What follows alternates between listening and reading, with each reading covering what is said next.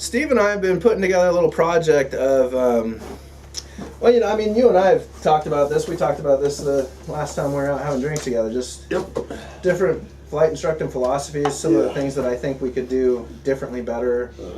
And we would talk about a lot of this kind of stuff. And then, you know, what Steve was saying was, the problem is that the only person who gets this is me, right? Because I can't, you know, I can't disseminate it. I don't have a platform to disseminate it more broadly than me and some of the stuff that I've learned and all these little stories that, unless you're directly hanging out with me, or, you know, stories that I've gotten from you or whatever, unless you're, you know, talking with us, right? You don't know any of this stuff.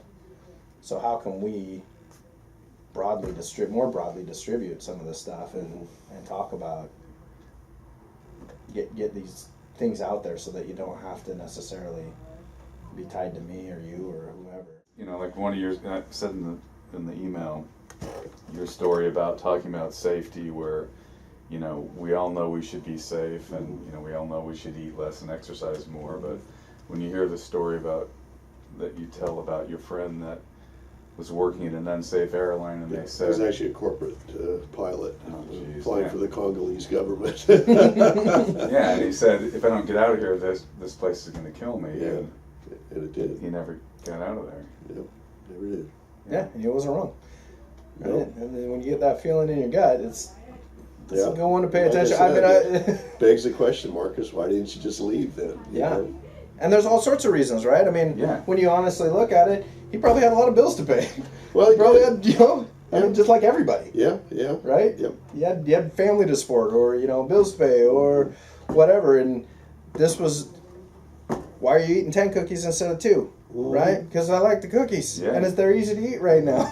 Yeah. So I remember sending an email to Greg, and Greg called me up, and he just goes, "Yeah, Marcus says, Greg, you got to find me a job back in the States. This guy's going to kill me." It was a captain he had an issue with.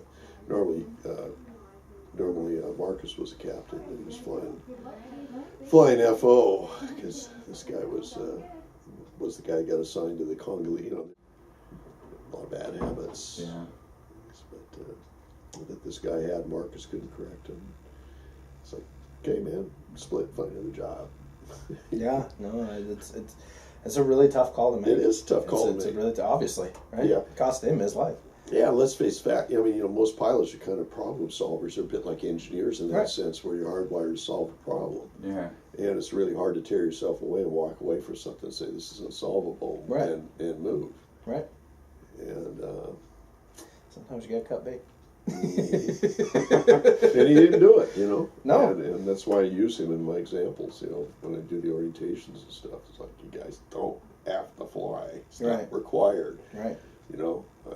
Not one of these takeoffs is mandatory. That's right. Not one. All the landings are, but not the takeoffs. Yeah. Once you start, right? Once you get in that loop, then you're coming back down. That's mandatory. But in the meantime, you never got to take off.